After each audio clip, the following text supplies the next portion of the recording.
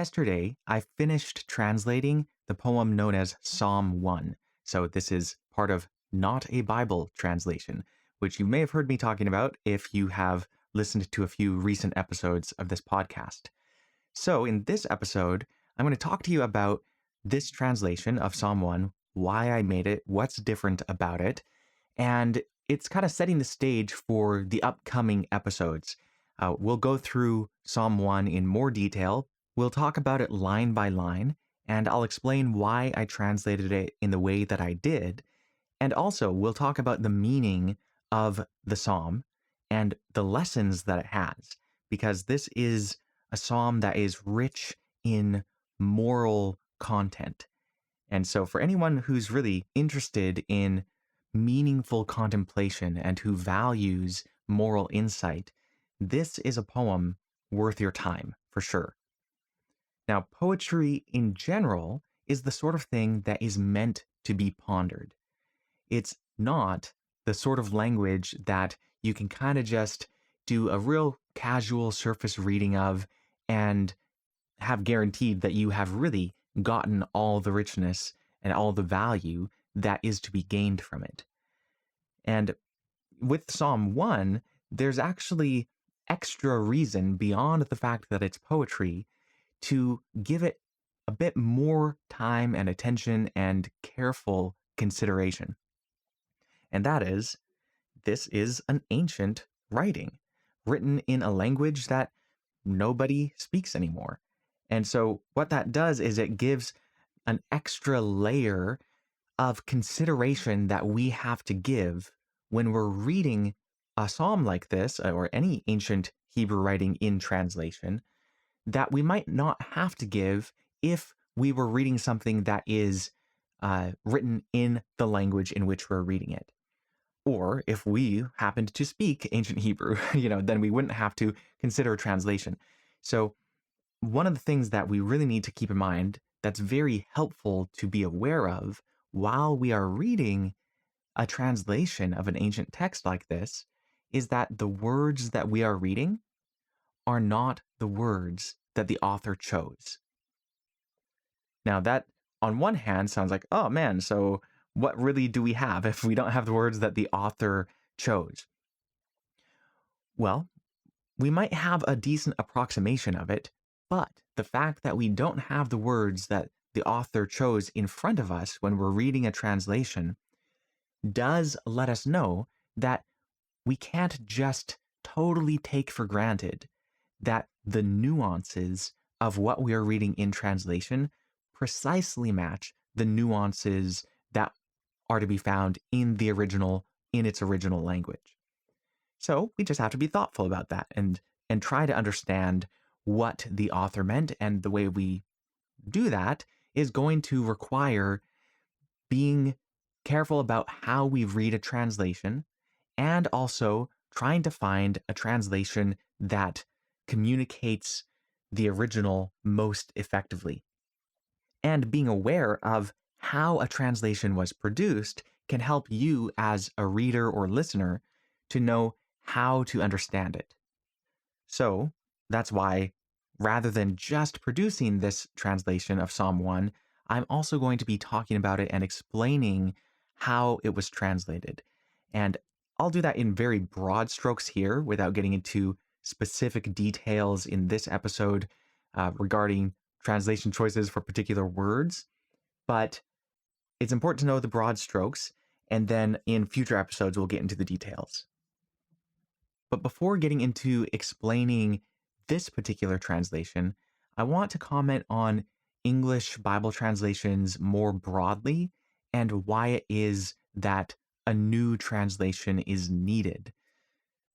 So, of course, the reason why we have to talk about English Bible translations more broadly is that the way that most of us are used to accessing Psalm 1 is by reading it in the Bible.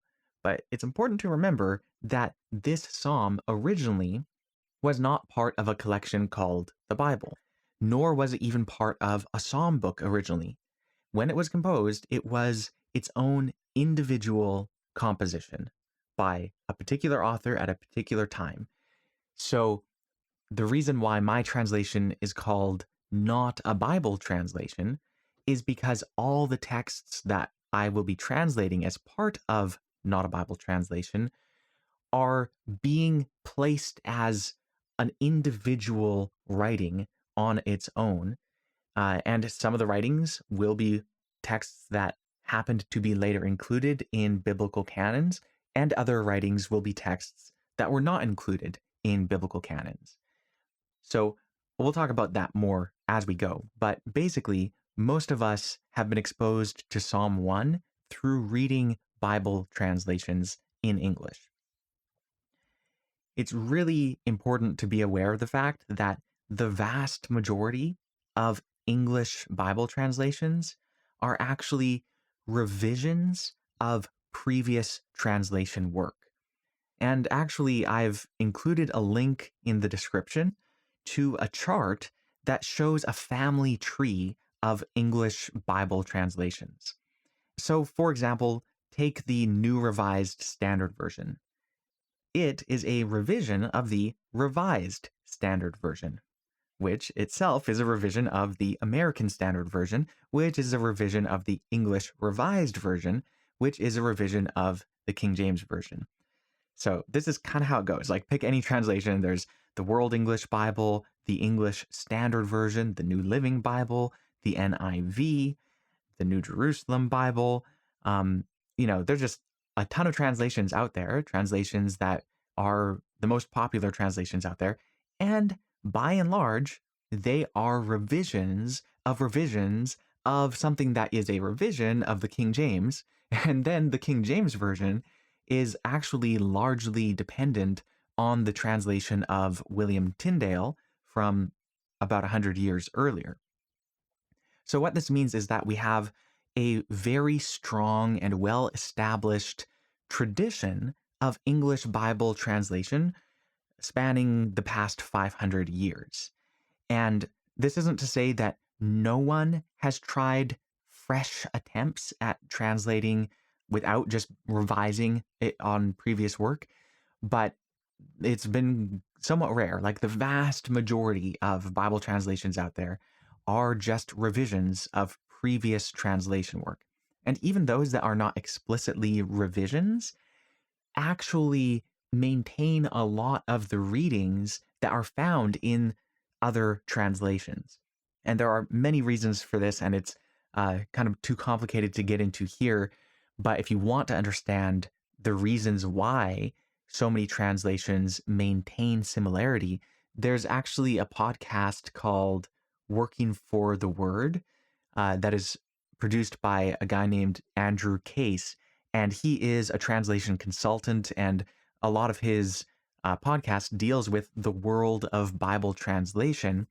And in some of those podcasts, he explains the kind of like how publishing companies that are in the Bible translation world work.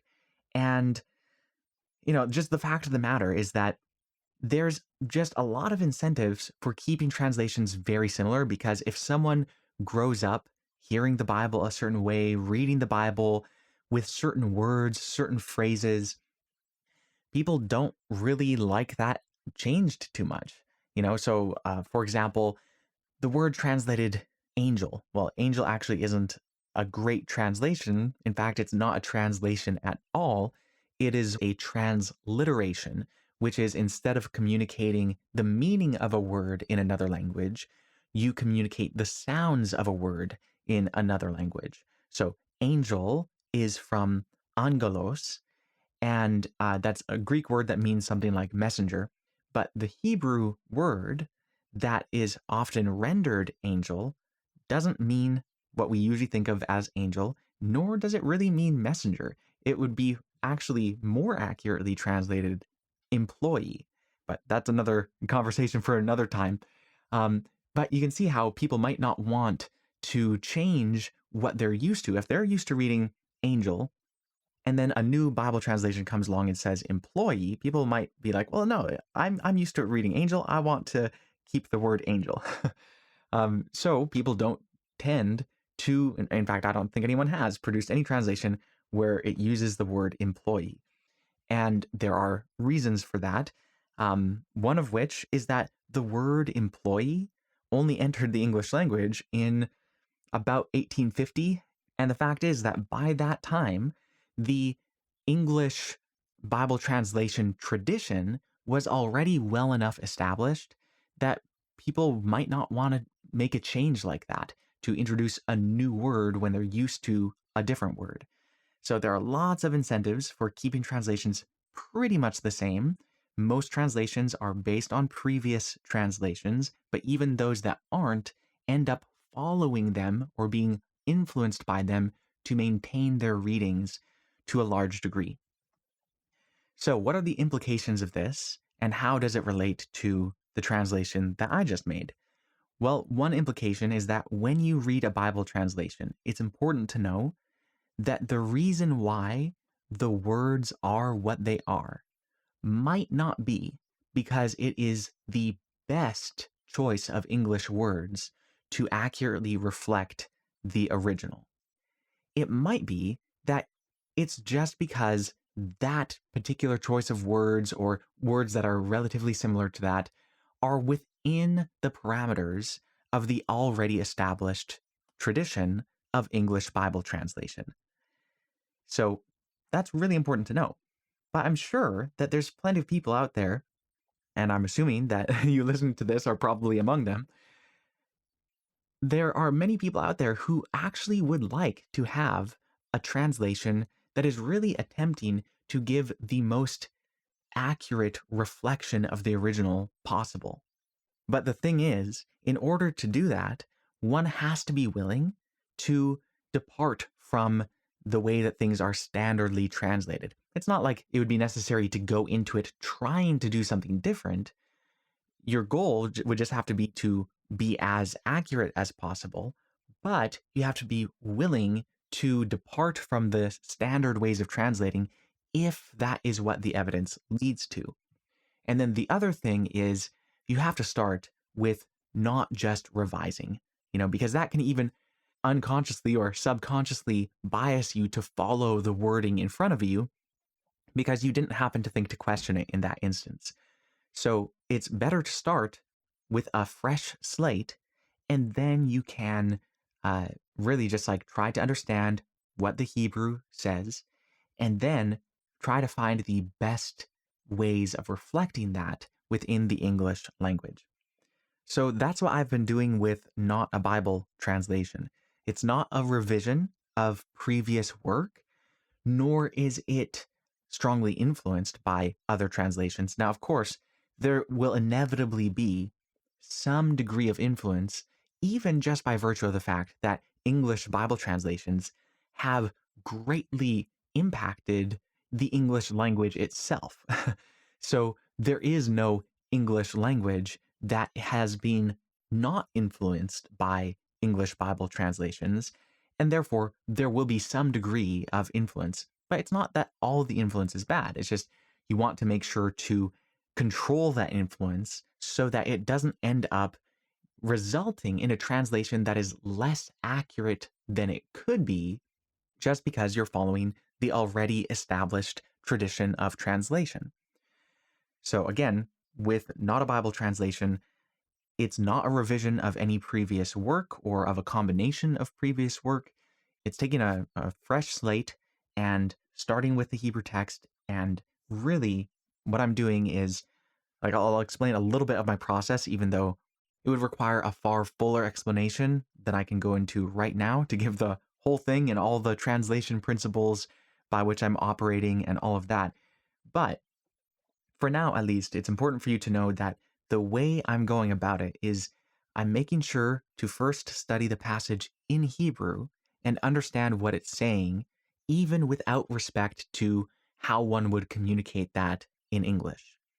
And then I'm going through each word, each grammatical form, each sentence and its syntax to understand the nuances of it and how to communicate that in English.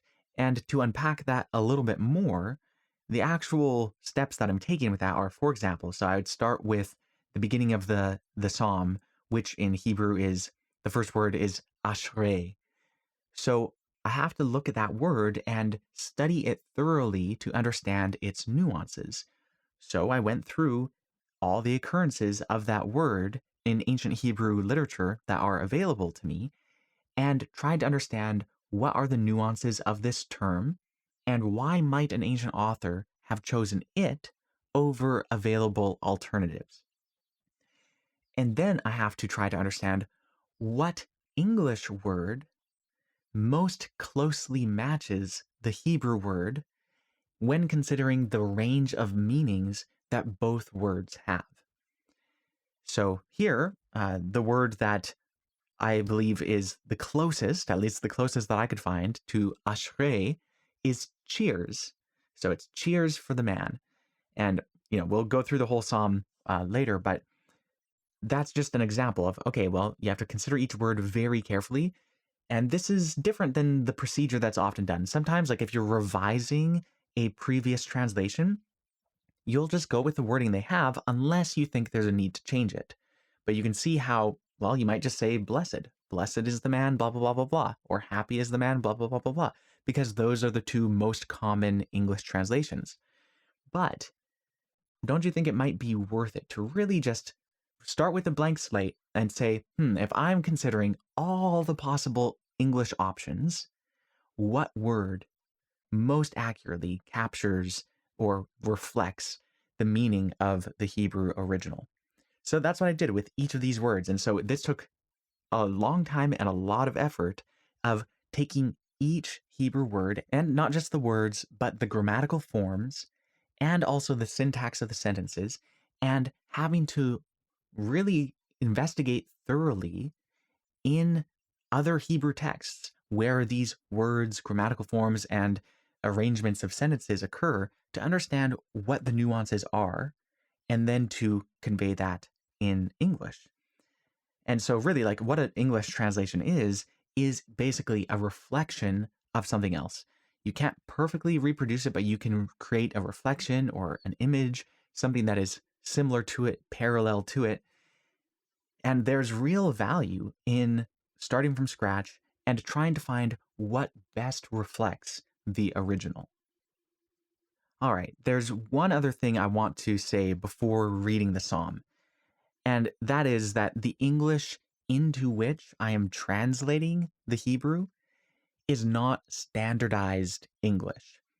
And what I mean by standardized English is the sort of English that you might hear on the radio, the sort of English that is popular in uh, media or movies or whatever.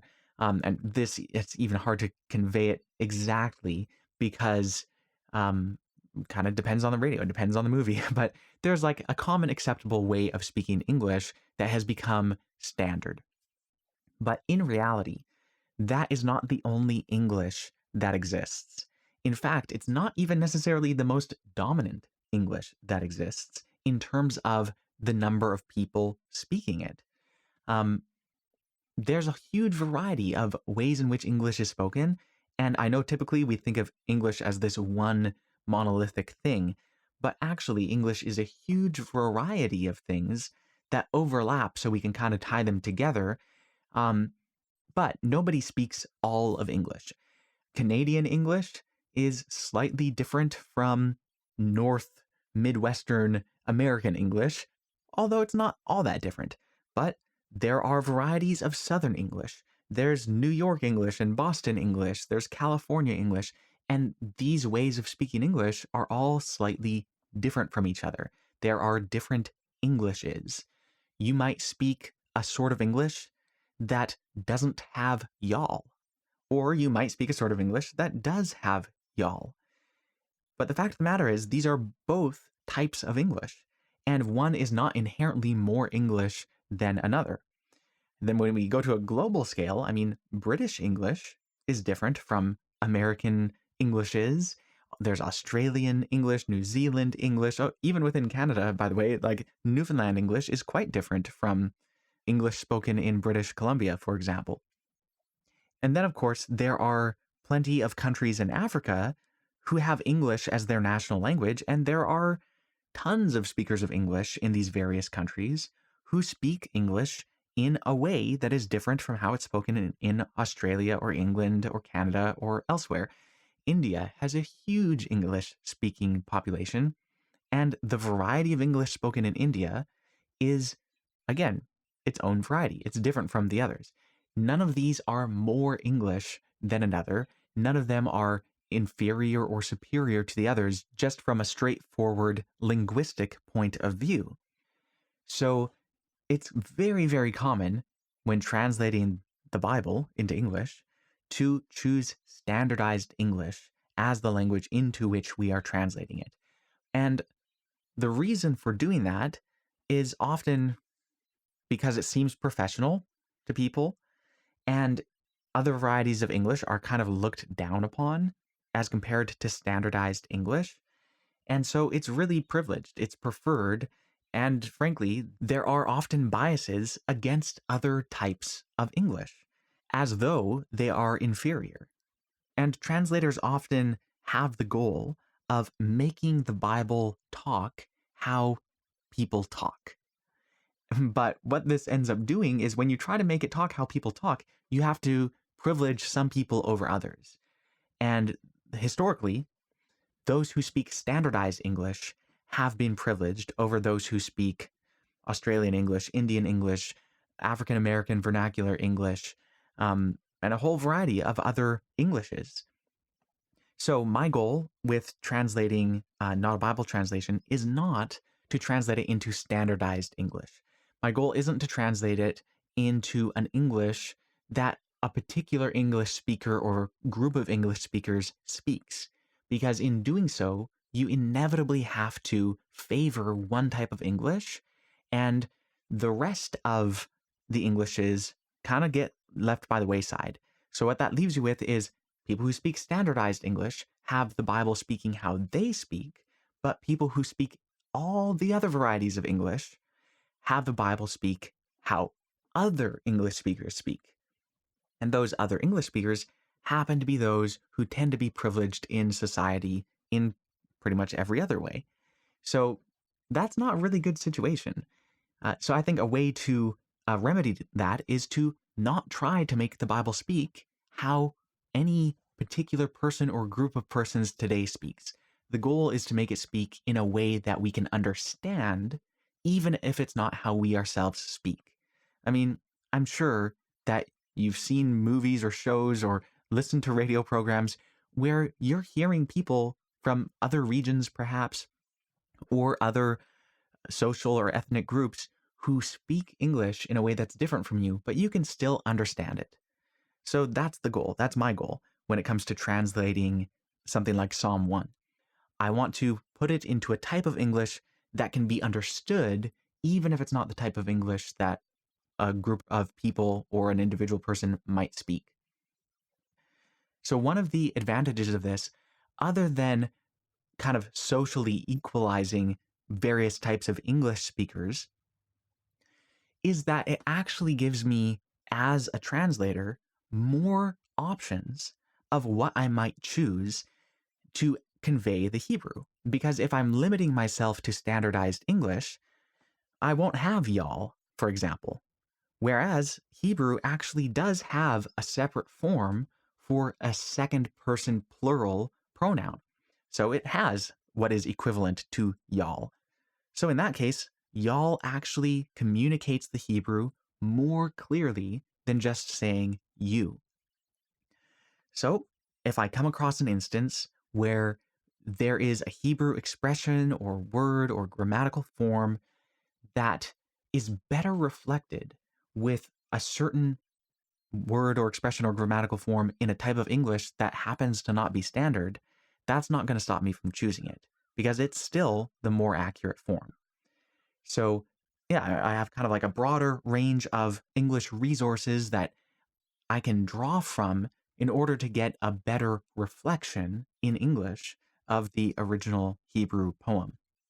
But also, since I'm not trying to fit the translation in to one particular variety of English, I'm also free to be more innovative with English in order to get something that more accurately conveys the Hebrew. So, one of the ways in which I'm being a bit more innovative is to even in certain circumstances create new words. But since the translation needs to be understandable, the new words are based on words that already exist in English and that are then modified in recognizable ways. So in English, there are ways that we change words all the time in order to create new words. The language is always changing anyway.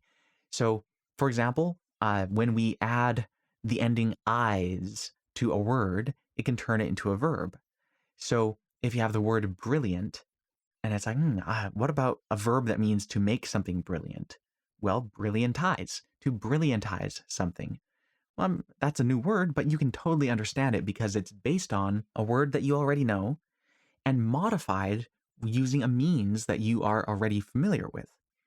So, for example, in Psalm 1, there is a word that I'm translating as errorists, and errorists is based on the word error. And it's modified in the same way that the word terror is modified to create the word terrorists. So here's this word, and it's based on a Hebrew word that means error, and those who are engaged with error are called errorists.